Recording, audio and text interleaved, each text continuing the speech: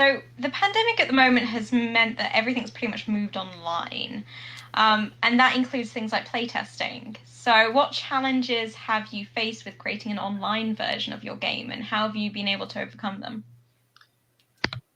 So, to be honest with you, the process of taking the game online has not been too bad, has not been too challenging. Um, we were talking a little bit before we started airing, weren't we, about Tabletop Simulator and Tabletopia being two examples of platforms that you can use to create an online version of your game. And there's a little bit of a learning curve, but if you spend a few hours with it, and there are lots of tutorial videos, then you can, I'm pretty confident most people will be able to get up and running with it. And so in that sense, it was refreshingly straightforward.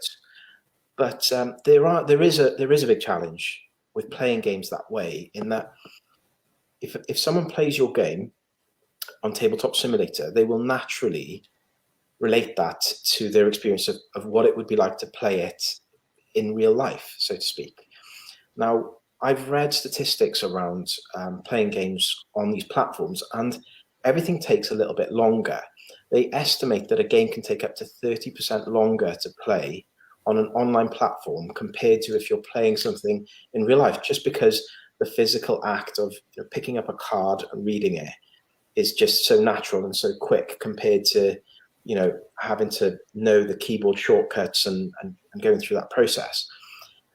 The challenge for us has been that, I mentioned earlier that speeding up the game was one of the core things that we wanted to accomplish.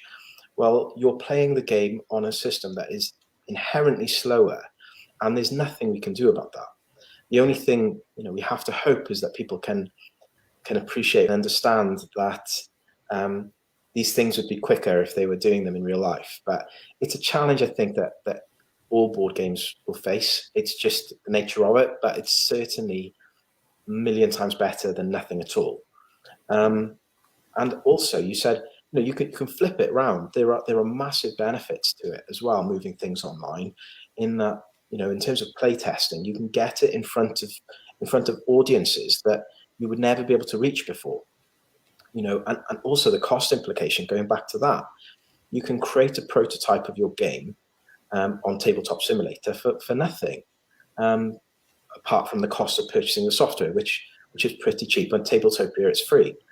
I mean, the time and the money it cost me to put those prototypes together, you wouldn't believe. It's really expensive to produce these things in small quantities. So having that is an amazing option. So I think there are pros and cons to it,